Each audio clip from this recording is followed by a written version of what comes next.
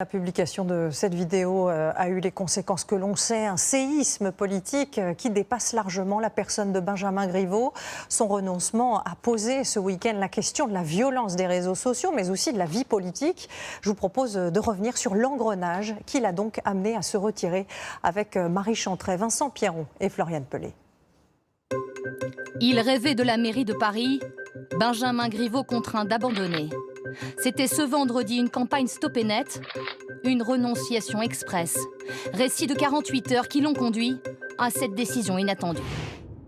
Mercredi vers 18 h, celui qui est encore candidat prend connaissance de l'existence d'un site internet sur lequel est diffusée une vidéo intime à caractère sexuel. Dans son équipe de campagne, seul le premier cercle est au courant. Benjamin Griveaux se rend à un dîner politique et prévient sa famille. Au QG, on commence à s'agiter. Vers 22 h, on élabore une stratégie. Un membre de la campagne nous confie: on a analysé la situation, réfléchi à toutes les solutions comme obtenir la suppression du contenu en ligne, mais tu ne peux rien faire. Choix est fait de se concentrer sur la journée du lendemain, très importante. À ce moment-là, on n'est pas dans l'idée d'arrêter. Jeudi 11 h, le rendez-vous est pris avec la présentation du programme.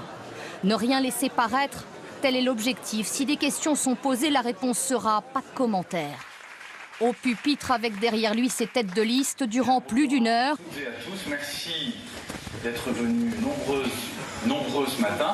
Comme si de rien n'était. Et face aux journalistes, il apparaît presque décontracté. Vous avez mangé? Vous avez faim? On va faire court alors. Pourtant, en coulisses, de plus en plus de soutiens sont informés de la vidéo. Certains ne cachent pas leur colère pour une élue. Mais c'est pas possible de faire un truc pareil, putain! Comment il a pu faire une conférence de presse sachant ça? À peine quelques heures plus tard, sur les réseaux sociaux, la nouvelle se répand très vite. Allusion plus ou moins explicite, tweet et retweet, une conseillère paniquée. Ça parle partout. En déplacement en Haute-Savoie, Profitez-en. le président est informé de la situation.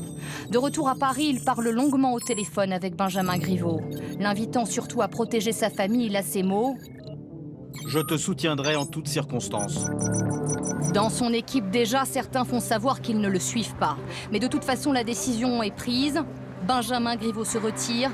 Au QG, on met en place une stratégie. Les cadres du parti sont avertis, les interviews du lendemain annulées.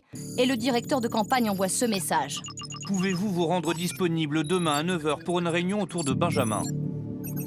Mais comment rendre cette décision publique? Ce sera une déclaration filmée. Vendredi vers 8 h du matin, Benjamin Griveaux et une partie de son équipe se rendent dans les locaux de l'agence France Presse. Le visage est grave, la mine défaite. 3 prises seront nécessaires. Cela va trop loin. C'est pourquoi j'ai décidé de retirer ma candidature. De retour dans ses bureaux 1 heure plus tard, une trentaine de ses soutiens l'attendent. Entre soulagement et remerciement, il leur relie sa déclaration. Pas une apparition publique depuis, lui qui hier a déposé plainte contre X pour atteinte à l'intimité de la vie privée. Et sachez que ce soir, LCI Canal 26 reviendra sur les conséquences politiques de cette affaire et sur la désignation d'Agnès Buzyn comme nouvelle tête de liste.